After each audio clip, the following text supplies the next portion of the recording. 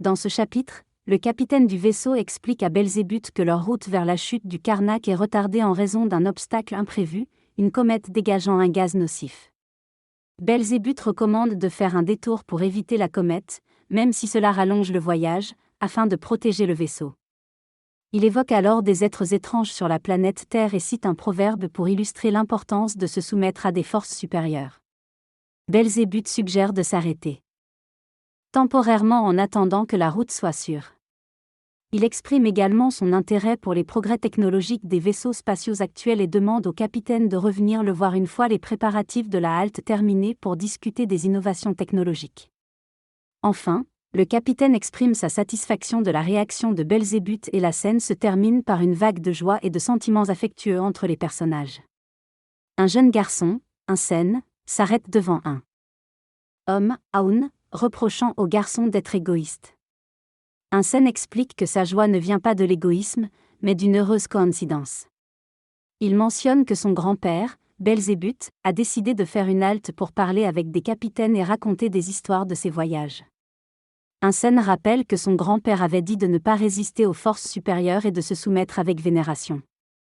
Belzébuth confirme que certaines planètes du système solaire sont habitées par des êtres tricérébraux adaptés à leur environnement. Il décrit notamment les habitants de Mars et d'une autre planète proche. Les êtres tricérébraux peuvent avoir des formes variées selon les mondes sur lesquels ils vivent. Il est question d'une description mystérieuse d'un être extraterrestre, vivant sur une petite planète proche de Mars, dotée de 2 orifices pour l'alimentation et l'élimination des déchets. Ces êtres, semblables à de grandes fourmis, travaillent sans relâche à la fois à la surface et à l'intérieur de leur planète pour assurer leur survie. La planète est confrontée à des conditions météorologiques extrêmes et changeantes, perturbant leur vie quotidienne. De plus, une description est également donnée des êtres habitant la planète Terre, qui diffèrent considérablement de ceux de la petite planète évoquée. Leur aspect physique, leur mode de vie et leurs capacités intellectuelles sont présentés de manière contrastée. L'échange se termine par une discussion sur le métier de capitaine spatial et l'histoire personnelle du capitaine informant sur son parcours et ses responsabilités à bord du vaisseau spatial. Au fil du temps, notre Seigneur souverain est resté immuable, béni pour son éternelle stabilité.